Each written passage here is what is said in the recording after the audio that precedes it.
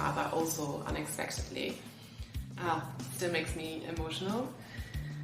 Really changed my whole life from one day to the next. I wanted to focus this video more on the acute phase of grief and of sadness and of pain. My nervous system was wrecked. Even just walking, I felt dizzy. If you're a parent, could you please refrain from calling a boy anything starting with a J? My life is very different from just a few weeks ago. Rest assured that also this will change, even if you cannot imagine it right now. Very exciting. Hi, my name is Sarah. I make videos all about new beginnings, and I really hope that they can resonate with you or even help you. So I lost a very close friend of mine unexpectedly. I had a breakup with my long-term partner, and just recently, 2 months ago, I lost my father also unexpectedly. That really changed my whole life from one day to the next, and then left me without a sense of control, a sense of direction, just a lot of pain, and also, frankly, a loss of self and identity. And I really do hope that, through my experience, I can help other people who might be in a similar situation now. Because I have to say hi, I'm still here. I am actually doing pretty well, I would say. And I would like to share my experience of how I got back on my feet, and how I got to the place, that I'm in right now. And before I do this, I actually just recently came across again a quote from our beloved movie Eat, Pray, Love, in which I believe she's in Italy and she finds some ruins and is sitting, I believe, in the middle of them and then reflecting on her impressions and her experience sitting there.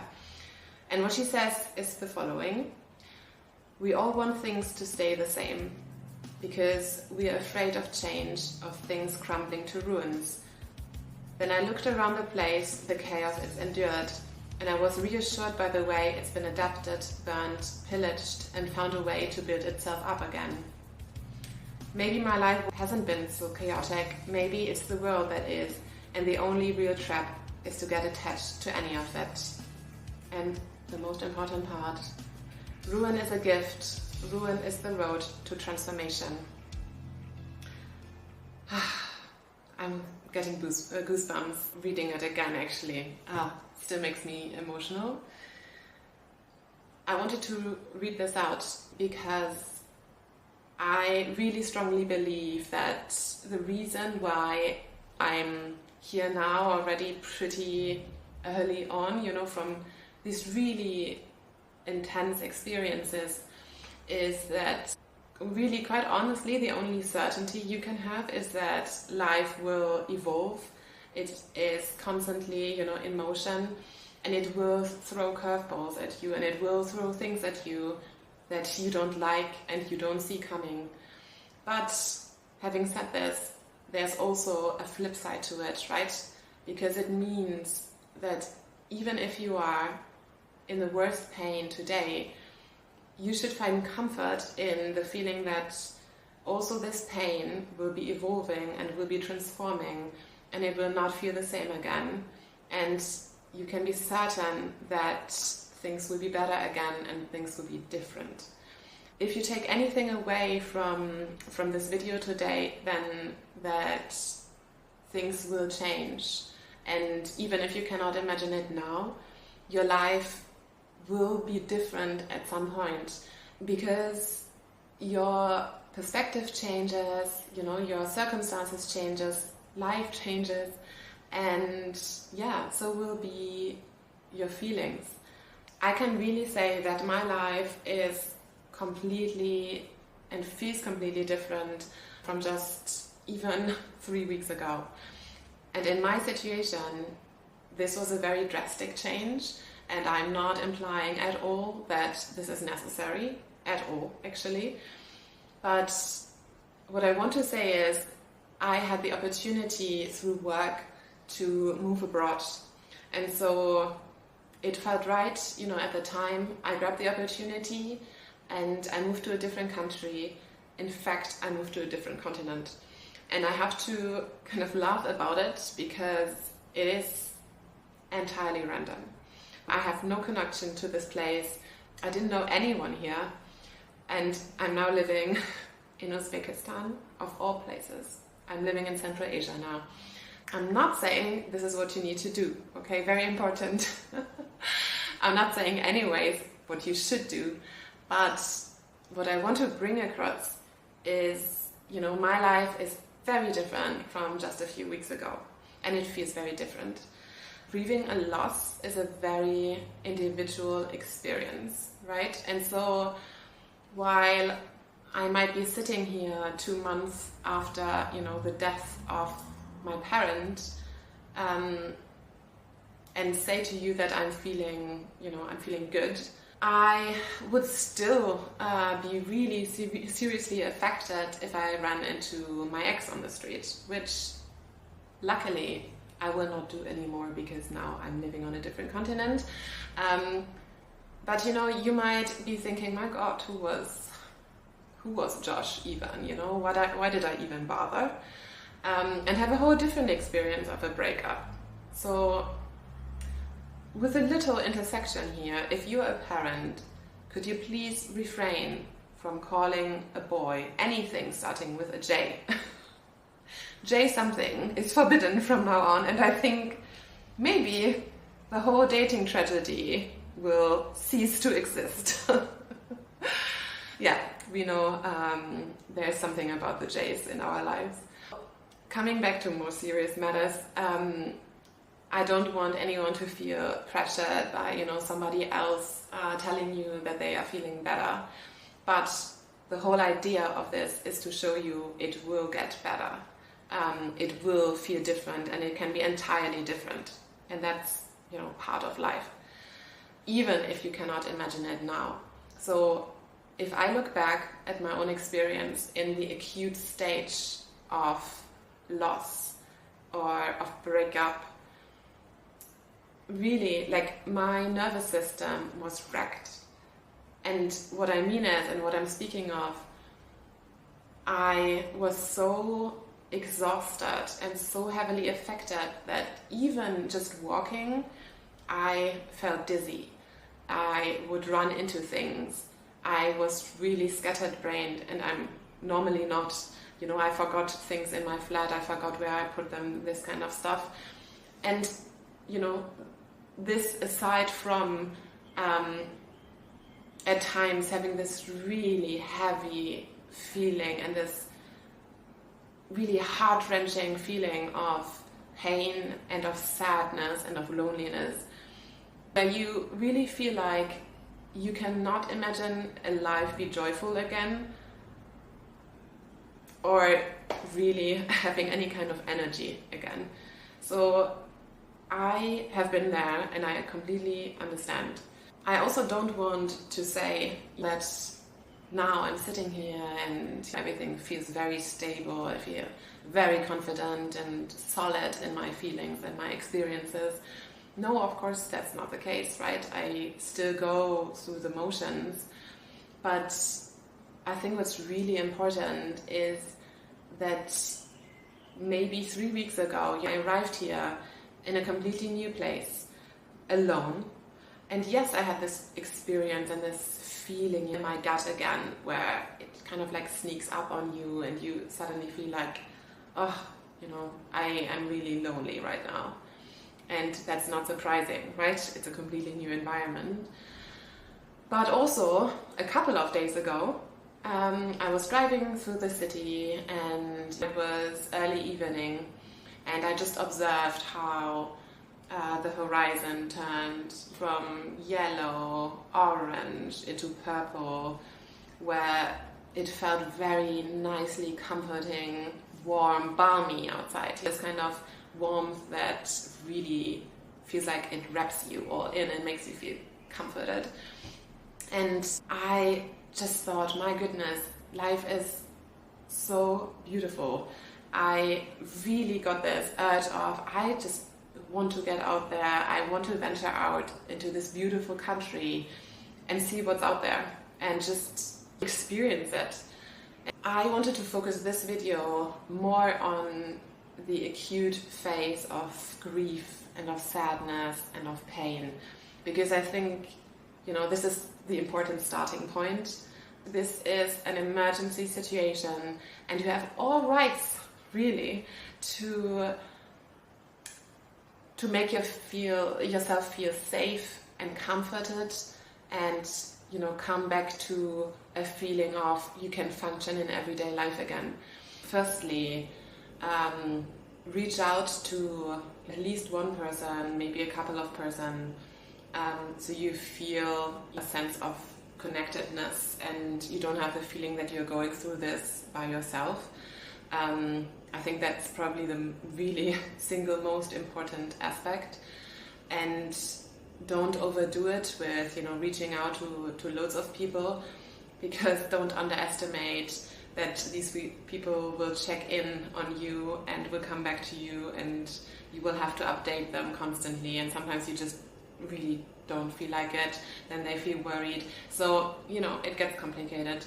But if you have one or two people and you speak to them in whatever form, in person or even just text messages, on a regular basis, that really is absolutely crucial.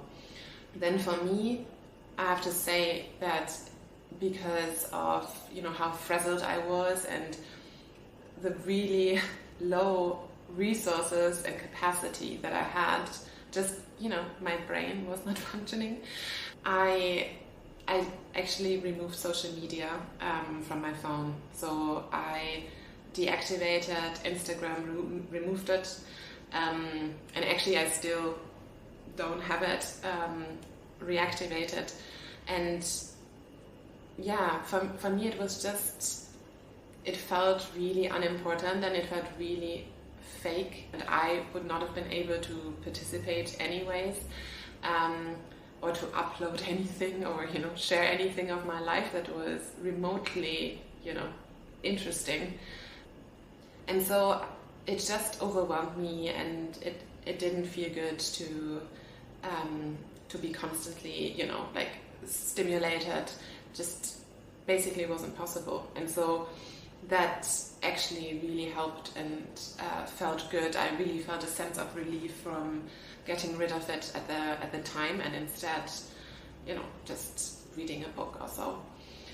Then another really big thing for me was to do things that would bring me out of my head and back into my body.